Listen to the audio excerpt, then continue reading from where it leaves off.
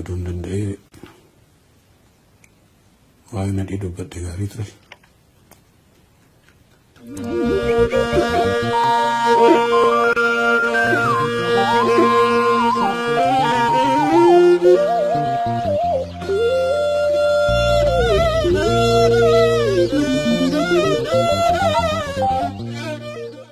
Harka fuunee akkam jirtu kabajamtoota hordoftoota maatiiwwan Odaa Show chaanaalii dhiyoo fi fagoo keessaa balateessanii karna hordofaa jirtan maraaf bakka isin jirtan maratti nageenya rabbii guddaan isin haa qaqqabu jecha egaan guyyaa har'aa akkuma baratame qophiin haaraa isiniif qabadhee dhiyaadhee jira.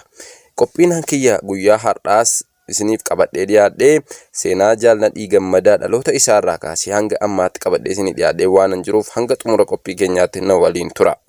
Namoonni yeroo jalqabaaf gara chaanaalii kanaa dhuftan subscribe gochuun maatiiwwan chaanaalii keenyaatti dabalama akkasumas viidiyoo keenya like godhaa gama qophii keenya guyyaa irraa qabadhee dhufeettan isin dabarsaa.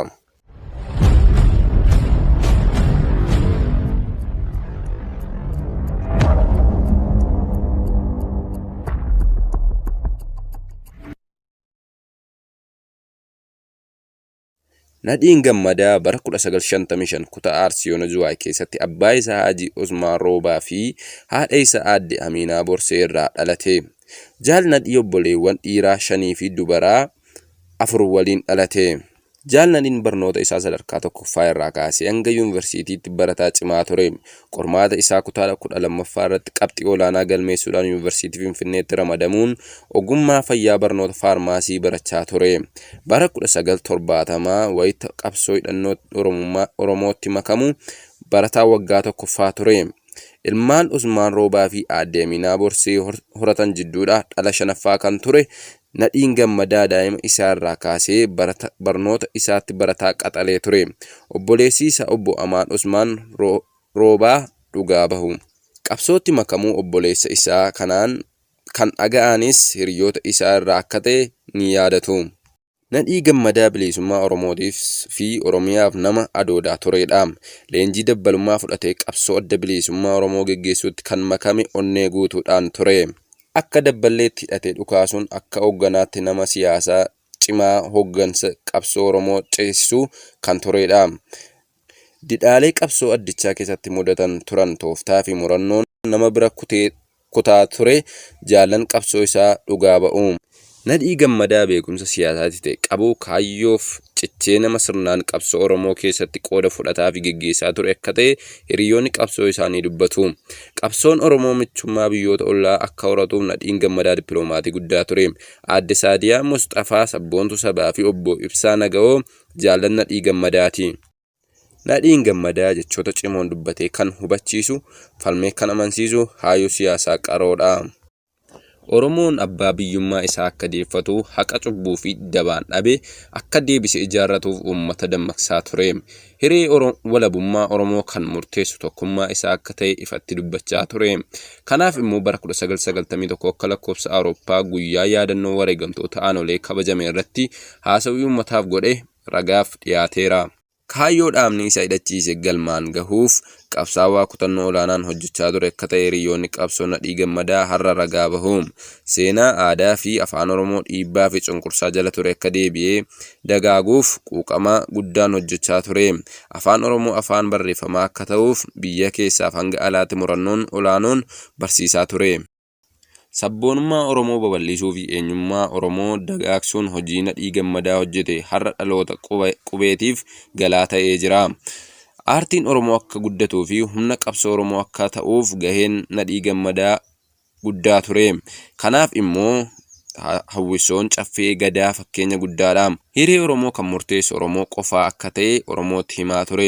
Biyya ofii irratti akka lammii lammataatti jiraachuun garbummaa hamaa akka ta'e Oromootti dhaamaa ture. Bara 1983tti Daadaritti guyyaa eebba dabbaloota Oromoo irratti dubbiin dubbate Nadhii Oromoo fi Oromiyaaf nama qabsaa'aa ture ta'uu mirkaneessa. Nadhiin bara 1981 miseensa koree hojii raawwachiistuu adda bilisummaa Oromoo ta'ee filatamuun hojjechaa ture. Duudhaa sirna gadaa bu'uura godhatee siyaasa haala yeroo hubachuun qabsaawaa hamumaan hooggansa kennaa turedha. Koree jidduu adda bilisummaa Oromoo keessatti hoogganaa damee siyaasaa kan ture Nadhii Gammadaa naamusaa fi siyaasa Oromummaa makameen qooda gaggeessummaa isaa baheera. Bara 1984 wayita adda bilisummaa Oromoo mootummaa ce'umsaa keessaa bahu hooggantoonni addichaa baay'een gara biyya hambaatti baqachuuf dirqamanii jiru. Nadhiin Gammadaa garuu biyya hambaarra bosona Oromiyaa filatee bu'uuratti deebi'uun qabsoon Oromoo akka biyya keessatti cimuuf gootummaa olaanoon murteesse. Garuu wayita waraanatti makamuuf Finfinnee irraa imalee ture gufuun isa mudate. Qabsoo Oromoo godhaa ture keessatti hayyoonni gootonni hedduun wareegamaniiru. Seenaan immoo bara baraan isaan yaadataa jiraata. Garuu gootonnii fi qabsaa'onni achi buuteen isaanii dhabame ijibbaata barbaadu. Jaarsaaf jaartiin hayyuu fi gameessi qeerroof qarreen Oromoo gootota sana ammas achi buuteen isaanii gaafachaa jira. Qabsoo Oromoo jiraachisuuf wareegamni ba'ame qaaliidha. Wareegamtoonni Oromoo biyyaa fi saba isaaniitiif baasan seenaan isaan yaadataa jiraata. Qabsaa'ota qabsoo mararfamee Oromoo qabamanii fi achi buuteen isaanii dhabame keessaa Nadhiin Gammadaa durarratti yaadatama.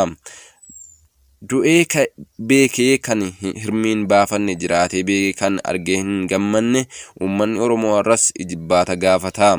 Nadhiin Gammadaa eessa jira? Qophiin har'aaf seenesse goota Oromoo Nadhii Gammadaa irratti qabadhee dhiyaadhe asuma irratti xumura. Torbee mata duree biraan hanga walitti deebinutti nagaan tura. Viidiyoon kun yoo isinitti tole like godhaa. Akkasumas immoo kanneen biroo akka isin ga'uuf subscribe gochuun nu hordofuun maatii keenya ta'a. Galatoomaan isiniin jedha. Nagaan tura.